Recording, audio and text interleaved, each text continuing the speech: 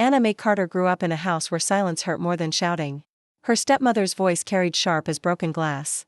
Each word meant to remind Anna May she was unwanted. The woman resented the brightness of her laughter. The way her singing could turn a dull afternoon into something alive. Her father, worn down by years in the mill and too weary to fight, let the cruelty stand. He never stepped between them. Never lifted his hand or voice to shield her in that shotgun house near the edge of the parish. Anna May learned what it meant to live unseen, unheard, but she was not a girl who broke easily. Her spirit, though pressed down, still sparked in moments of laughter when she could steal them. Sometimes she sang low while scrubbing floors, her voice like a secret prayer. Yet each note risked punishment, and soon even her songs became something she folded tight and hid away. When Virgil Crowther came calling, no one knew his history. He appeared one cold winter, a stranger with a dark beard and a gaze that revealed nothing but weight. His boots carried the swamp mud of places farther than anyone cared to walk, and his money, real, tangible bills, spoke louder than the questions people should have asked. He told her father he lived upriver, past the gas stations, past the last store where anyone might stop for bread or nails, out where the road dissolved into dirt and cypress roots. He wanted a wife, he said, someone hardworking, quiet, steady. He had a boy that needed minding. Her father glanced at the envelope on the table, heavy with cash. He didn't ask where it came from. He didn't look at Anna May when he said this was for the best. The stepmother smirked, her relief naked as sunlight, as though she'd shed a burden at last. Anna May's heart folded in on itself. She had no say, no path to refuse. She packed what little she owned, the threadbare dress, the comb her mother once left behind, and kept her chin steady. If this was escape from the bitterness of Sycamore Street, then so be it. Somewhere deep inside she nursed the hope that perhaps beyond the swamps and silence she might find a life that was gentler. The road to Virgil's house grew narrower with each mile. Trees pressed close, their limbs dripping Spanish moss like gray curtains hiding whatever lay beyond. Cypress knees jutted up from the mud like the bones of old giants. The air smelled of water left too long in a jar, damp and heavy. By the time the wagon turned onto the last stretch, daylight had thinned to a weak gold, and Anna May saw the outline of a house rising out of the marshland. It was a grand house once long ago, built when sugar money ran thick through the South. Now it sagged under time's weight. Boards warped, shutters leaned. Paint peeled into flakes the color of ash. Yet it stood solid, unyielding, its porch wide enough to hold watch over the brown sweep of river just beyond the levee. Anna May stepped down, her boots sinking slightly into the wet earth. 3 large hounds rose from the shadows of a pen, their eyes catching the last of the light, yellow and sharp. They did not bark. They only stared, tails stiff, bodies taut, as though they measured her worth. Virgil called them off with a short whistle. Their silence was worse than noise. Inside, the air smelled of wood smoke and iron. No curtains softened the windows. No flowers sat in jars. The rooms were spare, neat, too clean, as if scoured of anything that might suggest warmth. Virgil's footsteps echoed heavy on the boards. He said little, only pointed out where she would sleep, where the boy stayed, what chores would be hers. Eli Crowther appeared in the doorway, a thin child with eyes too wide, too knowing for his ears. He said nothing. He did not even move closer, only watched a shadow of his father in miniature. Anna May's chest tightened, though she offered him the smallest of smiles. Later, as dusk deepened and the swamp grew loud with frogs and cycads, Anna Ma stood on the porch. She breathed in the night air, thick and wet, and for a moment let a hum slip past her lips, soft and trembling. A tune she had carried since girlhood. Virgil's voice cut through it like a blade. No singing. The words struck harder than a slap. She turned, saw him standing behind her, eyes flat, the dogs restless in their pen. He stepped closer, lowering his tone until it pressed against her skin. This house stays quiet. The swamp whispered around them. The river slid past in silence, and the dogs resumed their stillness. Anna May swallowed the song, folded it back into the quiet that had shaped her life. Somewhere inside, though, she clung to a small ember of hope. Perhaps the silence here would not swallow her whole. Perhaps in the stillness of the Louisiana night, she might yet carve a space to breathe. The days in Virgil Crowther's house soon folded into one another, like pages pressed too tightly together. The silence he demanded was not the silence of peace, but of a graveyard. Each morning he rose before dawn, his boots heavy on the wooden floorboards, and left without a word of where he went. When he was home, his presence filled the house like storm clouds, dark, unpredictable, waiting to break. Anna May learned quickly that even the softest hum, the smallest sound of comfort, could draw his anger. One evening, as she bent over the wash basin, a tune slipped out of her. Barely a breath, barely music at all.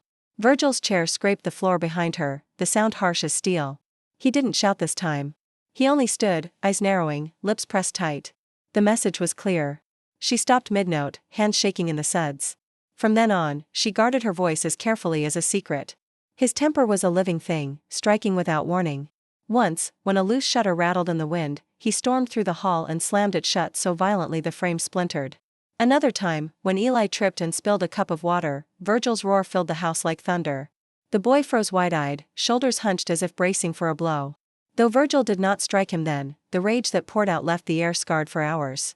Eli himself was a strange quiet shadow of a child. His hair stuck to his forehead in the damp, his thin frame swallowed by shirts too large. He followed Anna May with his eyes, but his lips never parted to form words. She tried at first to coax a sound, but the boy only shrank back, fear plain as daylight. Virgil had forbidden speech, had carved silence into the very walls. "The boy's fine as he is," he told her, his voice sharp. "No talk in this house." None.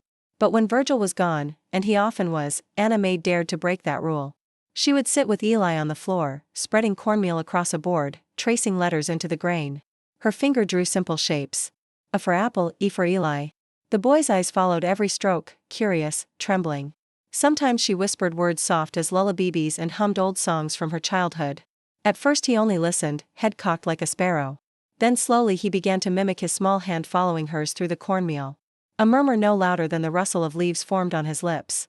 It was not much, but to Anna May it was a spark in the darkness.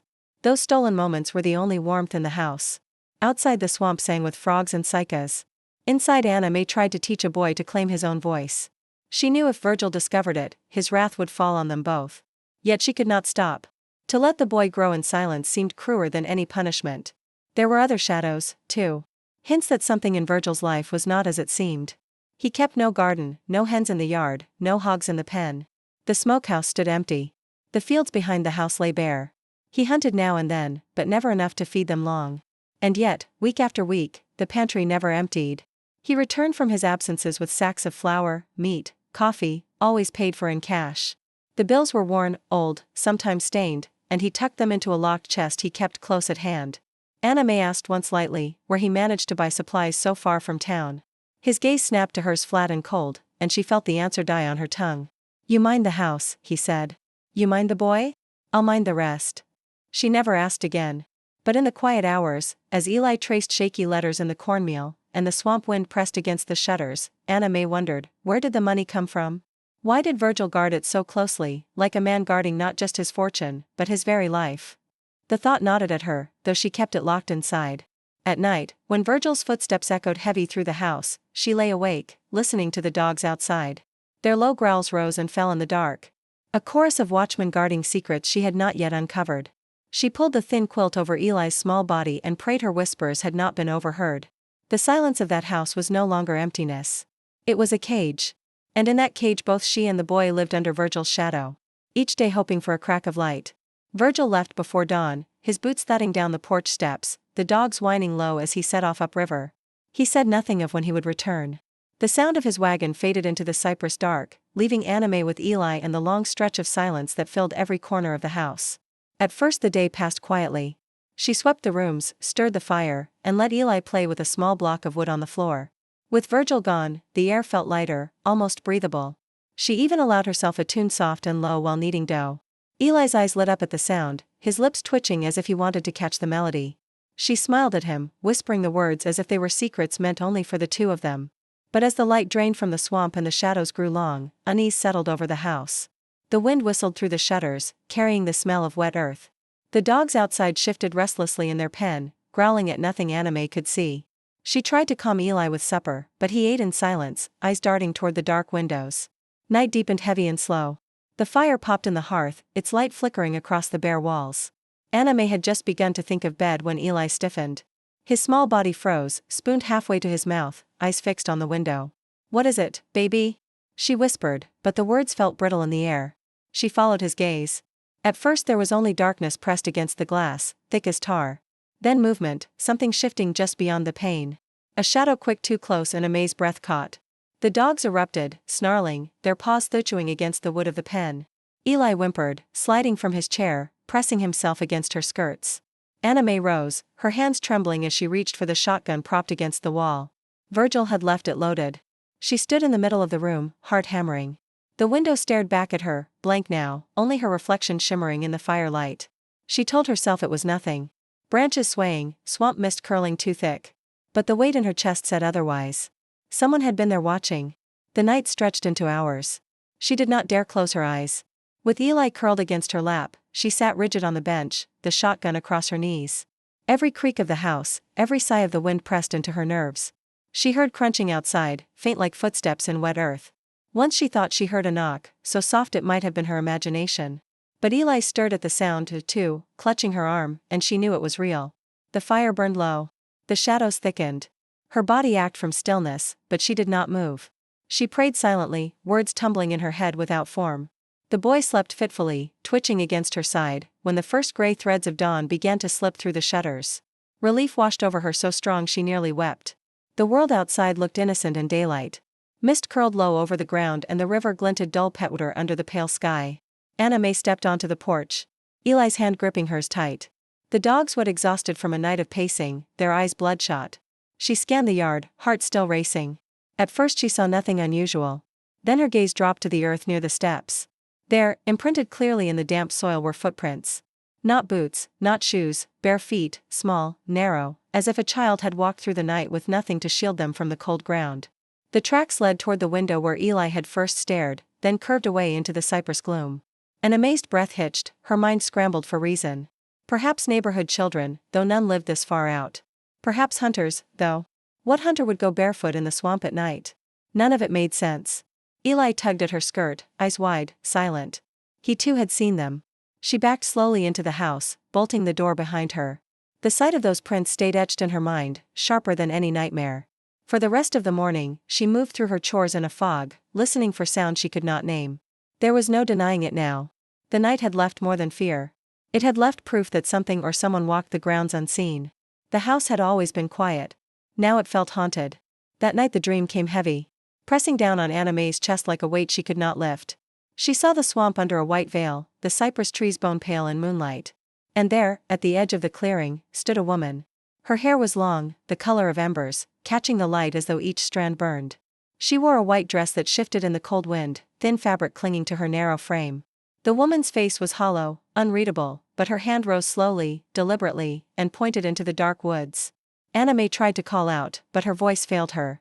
The woman's lips did not move. Yet the silence spoke. That finger, rigid as a command, directed her gaze toward the deepest part of the swamp, a place where even the dogs would not roam. She jolted awake, her body slick with sweat, though the night air was damp and cold. For a moment she thought it was only the dream lingering in her bones. But then Eli stirred beside her, restless, as if he too had been touched by something unseen. Morning came gray and heavy. Anna May went out to fetch water, her hands still trembling from the vision. The mist clung to the yard, curling around the porch posts like fingers, and there, caught on the low branch of a cypress tree, was a shred of fabric. She froze. The cloth was pale, weathered, fluttering in the breeze. Her mind flashed back to the dream. The white dress, the way it clung to the red-haired figure. The fabric on the branch was torn, ragged, yet it was the same ghost-white hue. Anna May crossed herself without thinking, her breath quick and shallow. She plucked the cloth free and held it in her hands, her heart drumming as though she'd stolen something forbidden. It smelled faintly of damp earth, of rot, of years lost in the swamp. Inside, Virgil sat at the table, his hands wrapped around a cup of black coffee. His eyes lifted to the scrap in her hand. And for the first time she saw something flicker across his face, not surprise, not fear, but irritation, like a man interrupted in thought. "What's this?" Anna May asked softly, though the answer already burned inside her. He set the cup down hard enough that the liquid spilled over the rim. "Lillian," he said flatly. "My first wife." The name hung in the air, sharp as broken glass, and May felt her blood turn cold. Boyle leaned back, his gaze fixed on her in a way that made her skin crawl. "She wandered into the woods one winter, lost her way, froze to death. That's all?" His tone brooked no questions, final as a nailed coffin. But Anna May could not stop the shiver that ran through her, the dream, the pointing finger, the fabric that matched the dress. None of it felt like coincidence. She stared at the scrap in her hand, the weave fraying between her fingers, and thought of a woman whose voice had been smothered by the same silence now choking her. She glanced at Eli. The boy sat at the edge of the table, his eyes dark, fixed on the cloth as though he recognized it. His mother's dress, his mother's ghost. Anna May pressed the fabric flat against the table, her breath quickening. She wanted to ask more, wanted to know how a woman could vanish in woods she had walked all her life, how she could leave behind nothing but silence and a child forbidden to speak. but Virgil's glare pinned her in place. His jaw flexed, his hand tightening around the coffee cup until it seemed it might shatter. "Don't bring her up again," he said, his voice low, dangerous. Anna May nodded, though her heart rebelled. The cloth lay between them like a curse, a warning carried from the grave. She folded it carefully, hid it away in her apron pocket, and said, "No more." But inside her, the dread grew. She thought of Lillian's face in the dream, pale and hollow, the finger pointing into the darkness. She thought of the footprints outside the window, bare and small, too human to be beast, too strange to belong to any living soul. And for the first time, Anna May understood what it meant to fear not only her husband, but the house itself, the land itself. If Lillian's ghost was calling to her, it was not out of malice. It was a warning, and warnings meant danger. As she lay awake that night, listening to the dogs shift restlessly and the swamp wind sigh against the walls, Anna May realized a truth that made her blood run colder than any winter storm. If she stayed, she might share Lillian's fate. Virgil came home drunk one night, the kind of drunk that loosened his tongue and turned his eyes glassy with madness. He staggered through the door, the dogs barking as though they too felt the storm rolling in. He dropped himself into the chair by the table, the smell of whiskey filling the room, and began to mutter. At first it was the usual, grumbling about the neighbors upriver, though none existed, cursing at debts no one had asked about. But then his words shifted, slippery with liquor, tumbling out into the open like stones he had tried too long to keep buried. "Lillian," he slurred, the name thick on his tongue. "Thought she could talk back to me. Thought she could sing her fool songs." He laughed, a low bitter sound that chilled Anna May where she stood. "I showed her. I put her out. One night dead of winter, just her in the cold. She never came back." He said it as though it were nothing, as though sending a woman to her death was no more than tossing out yesterday's scraps.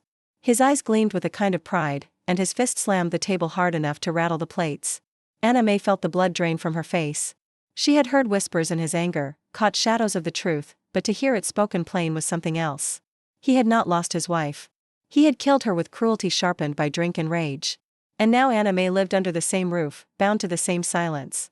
And she knew if his wrath turned fully on her, she would end the same way. That night she barely slept. Even when the bottle dragged him into unconsciousness, his words crawled through her mind like a fever. She lay stiff beside Eli, listening to the child's breathing, wondering how much he remembered of that night, how much his silence carried. The next day, with Virgil gone again, she busied herself with chores, trying to drive away the dread. She swept the floors, pushed back the heavy bench by the table, and bent low to scrub at the planks. That was when she noticed it. Boards that did not sit flush with the others. They shifted slightly under her weight as though something lay hidden beneath. Her heart thumped in her chest. She hesitated, then pried at the edge with the knife she carried for peeling vegetables. The board lifted easily, revealing a dark space beneath. She leaned down, eyes wide. There, half buried in dust, sat an old iron pot, and inside it gold. Coins stacked, dull, but unmistakable. Their surfaces catching what little light slipped through the cracks. Dozens, maybe hundreds of them, enough to explain the sacks of food, the steady stream of cash. An amazed breath caught. She reached out, almost without meaning to, fingers brushing the cold metal. A chill ran through her, sharp and unnatural, as though the pot itself recoiled at her touch. She pulled back quickly, her pulse hammering. It made sense now why Virgil never farmed, never hunted more than he pleased, why he guarded the house so fiercely. The gold was his lifeblood, his secret. But with it came something else, something that darkened him, sharpened his anger into something monstrous. That night the signs grew stronger. Eli stirred in his sleep, whispering sounds too soft to be words. The dogs paced restlessly in their pen. Heckles raised though nothing stirred in the yard. Anna May lay awake, and through the thin slats of the shutters, she swore she saw movement again, a pale shadow gliding past, the shape of a woman lingering at the edge of the trees. In the silence that followed, there came a sound, faint footsteps across the porch. She held her breath, clutching Eli close, listening.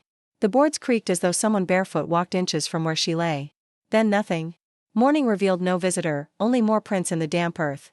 Bare small, pressed deep into the mud as if by a foot colder than ice. They trailed from the porch to the tree and vanished into the cypress. Anna May's hands shook as she traced the marks with her eyes. The dream, the fabric, Virgil's drunken confession, the hidden gold. Each piece folded into the next, painting a picture she could no longer deny. The past was not buried here. It walked, it watched, and it waited. And she knew now more than ever that the curse binding Virgil Crowther's house did not come only from his fists or his rage. It came from the gold hidden beneath the floorboards, a treasure rotting his soul from within, feeding on him until he was more monster than man. Anna May turned her gaze toward the swamp, where the mist curled heavy and gray. She thought of Lillian pointing in her dream, warning her, begging her to see. The danger was no longer in shadows. It was here in the very bones of the house. And if she stayed, she would not only live under Virgil's cruelty. She would inherit the same fate as the woman who had come before her. Virgil returned before dusk, his boots pounding against a porch as though the house itself had offended him. Anna May felt her chest tighten the moment he crossed the threshold. His eyes were wild, darting, his breath ragged. The dogs in the pen howled, sensing the storm before she could. He didn't remove his coat, didn't sit. Instead, his gaze swept the floor with a feverish intensity. Then it landed on the board she had touched.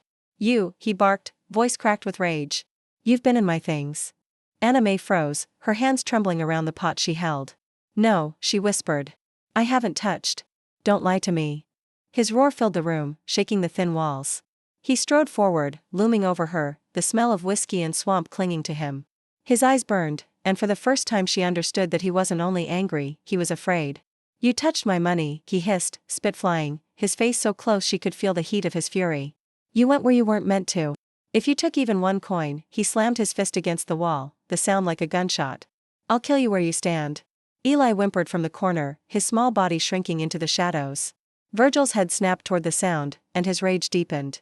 "Even the boy knows. You've ruined everything." Anna May's heart pounded. She knew there was no reasoning with him now. She could see it in his eyes. He had crossed into that place where fury left no room for mercy. He lunged, his hands reaching for her throat. Instinct took over. Anna May shoved the chair between them and snatched Eli into her arms. "Run," she gasped, though the word never fully left her lips. She bolted for the door. Virgil roared behind her, the crash of wood splitting as he overturned the table in his fury. She threw the bolt, yanked the door wide, and plunged into the night with Eli clutched tight against her chest. The swamp air was sharp with cold, mist rising from the riverbank. Anna May's feet struck mud and root, her lungs burning as she ran. Behind her came the crash of footsteps, heavy and relentless, and then worse, the release of the hounds. Their banging split the night low and hungry. Eli buried his face into her shoulder, sobbing soundlessly. She stumbled forward, heartbreaking at the thought that the boy's last memory might be of this flight. Then she saw them, prints in the mud, faint but clear, bare feet, small, leading into the dark woods. The same she had seen at dawn, the same that haunted her dreams. With no other path, she followed, praying that whatever spirit left them would not lead her into ruin. The hounds closed in, their snarls vibrating through the trees. Anna May stumbled, clutching Eli, bracing for teeth and claws. But when the dogs burst through the underbrush, something unexplainable happened. They didn't attack. They circled her and the boy, their eyes glowing in the moonlight, teeth bared, not at her, but at the darkness behind. Their bodies formed a wall between her and Virgil's pursuit, growls rumbling like thunder. One pressed its flank against her leg, nudging her forward, urging her on. An amazed breath caught. For a moment she thought she saw something beyond the dogs, a pale figure at the tree and hair. The color of flame, lifting an arm to point deeper into the swamp. Virgil's voice held in the distance, curses tearing through the night. The dogs answered with barks sharp as gunfire driving him back. Anna May stumbled onward, Eli clinging to her neck, her legs sinking in mud and roots. The prince glowed faint in the moonlight, guiding her step by step. The swamp that had once felt like a prison now became her only hope. And though fear twisted her stomach, a sliver of belief rooted itself inside her, she was not running alone. Something beyond flesh and blood was leading her, guarding her, turning Virgil's own hounds against him. The night was heavy, the path treacherous, but Anna May no longer felt only terror. She felt the faintest pulse of defiance of life. For the first time since stepping into Virgil Crowther's house, she believed she might escape. The swamp seemed endless. Roots rose like claws from the mud. Water pulled black between the cypress knees, and every step Anna May took threatened to drag her down. Eli clung to her neck, his small body heavy against her chest, his silent tears dampening her shoulder. Her lungs burned, but she pressed forward, each stride fueled by the terror of Virgil's roar echoing somewhere behind them. The dogs flanked her like guardians, their bodies weaving through the dark underbrush. They growled at the night, their hackles raised toward the direction of pursuit. But not once did they turn on her. The sight of them, Virgil's own beasts turned protectors, was both terrifying and miraculous. The prince in the mud pulled her deeper, bare feet leading toward some unseen salvation. Moonlight cut slivers through the moss-draped branches, just enough to keep her from stumbling blind. Still roots snagged her skirt, branches clawed her arms, and once she nearly fell face first into a pool of stagnant water.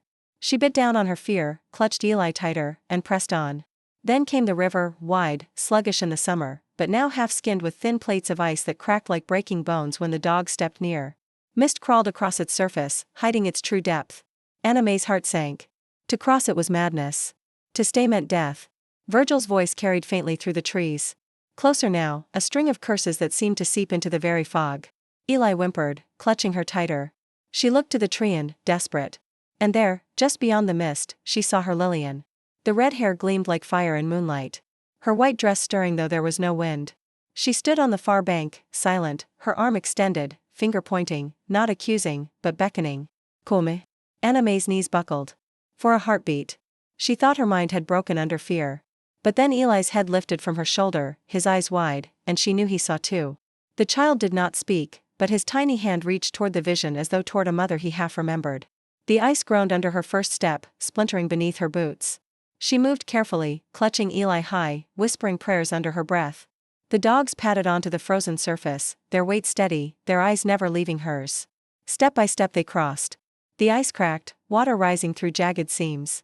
At one point her leg plunged knee-deep into the river's freezing grip, and she nearly lost her balance. Eli cried out without sound, his small fingers digging into her shoulder. "Hold on, baby," she gasped, dragging herself free.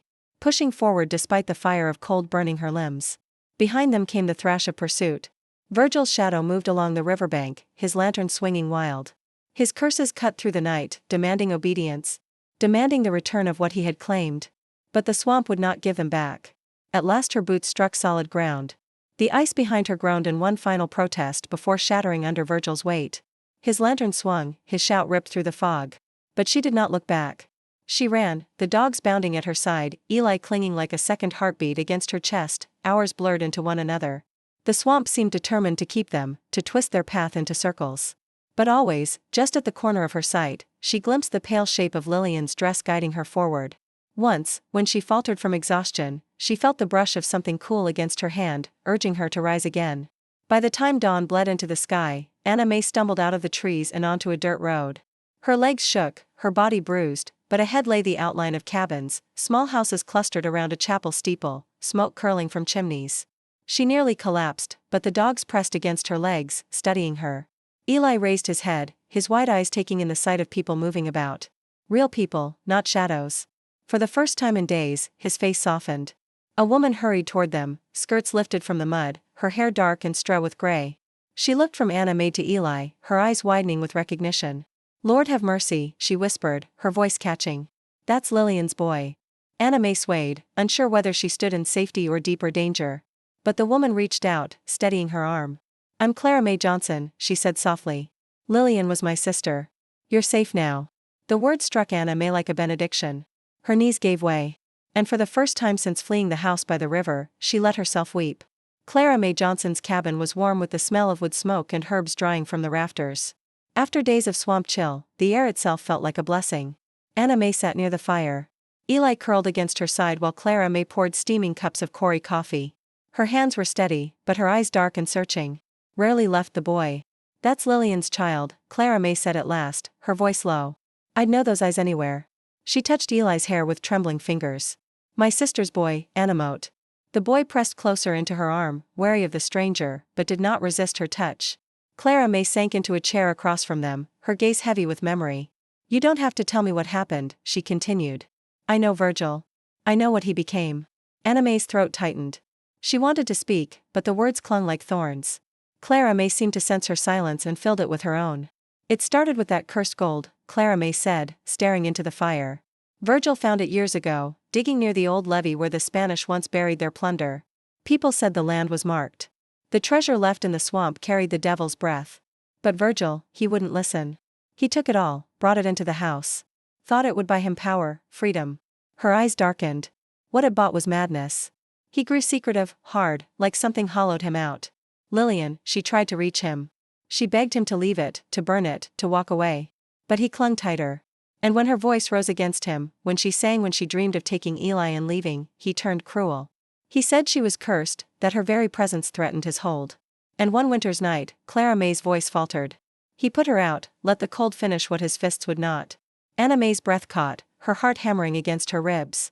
It was the story she had feared, spoken now with the weight of truth. Clara May looked at Eli again, tears shining in her eyes. "Before she died, Lillian told me something. She said if the swamp took her, she wouldn't leave her boy alone. She swore she'd find a way back to him, even if only as a shadow." The words struck Anna May like a tremor through her bones. The dreams, the footprints, the pale figure at the river. All of it came rushing back. She understood now. It wasn't madness or chance. Lillian's spirit had walked beside her, guiding her steps, shielding Eli when no one else could. She bowed her head, clutching Eli to her chest. He tilted his face up, silent but searching, and she pressed her lips to his hair. "Your mama never left you," she whispered, though her voice cracked. "She led us here." Clara May nodded slowly, her face etched with sorrow and resolve. "Virgil won't let go easy. He's bound to that gold. Bound and damned. He'll come hunting when he realizes you slipped free. But we won't let him take Eli. Not while I breathe." Anna May met her gaze across the fire. Two women bound now by more than blood or marriage.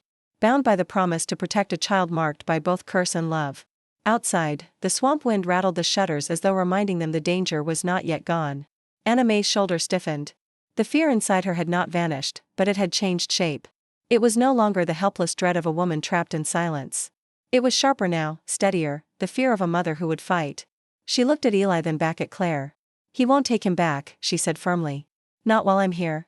The fire popped, sending sparks upward. Clara May laid a hand on her arm, strong and sure. "Then we'll be ready." That night, as Anna May lay in a bed softer than she had known in years, she did not dream of Lillian's hollow face. Instead, she dreamt of her standing tall in the clearing, hair blazing, pointing the way not into darkness, but towards safety.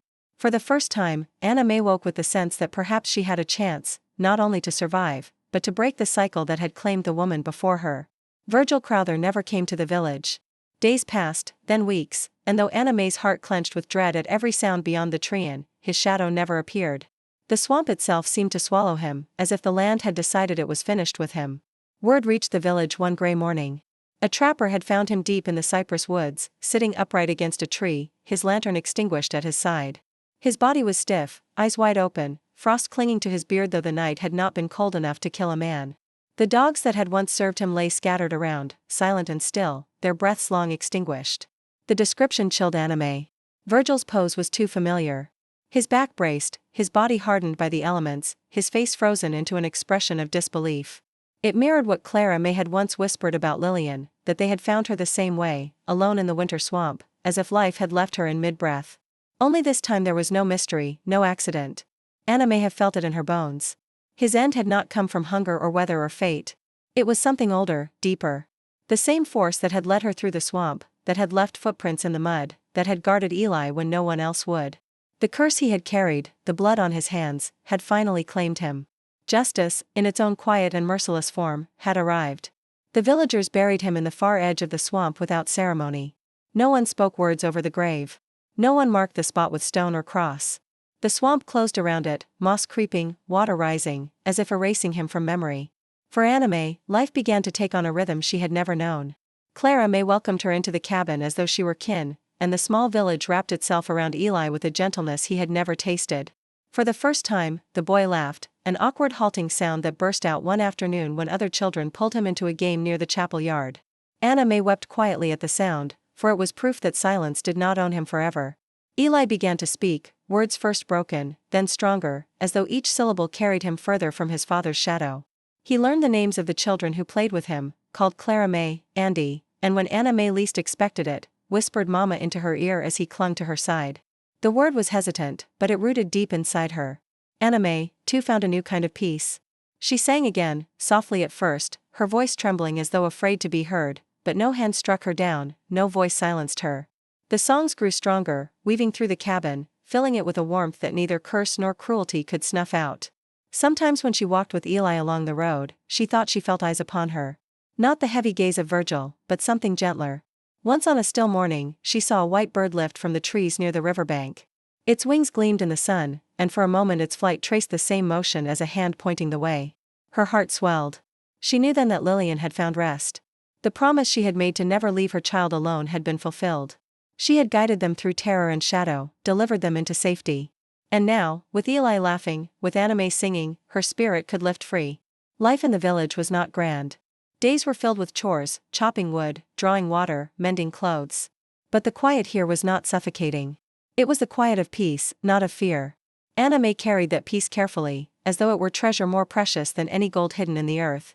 On an afternoon washed in soft sunlight, she stood outside Clara May's cabin, watching Eli chase after the other children. His laughter rising bright against the steady hum of cicadas. She closed her eyes, breathed deep, and felt the weight of her past finally loosen. The swamp had taken much from her, but it had also given her back a life reshaped and reclaimed. High above, the white bird circled once before vanishing into the blue. Anna May lifted her gaze, and a smile broke across her face. The future stretched open like a field after storm, tender and waiting. At last she was free.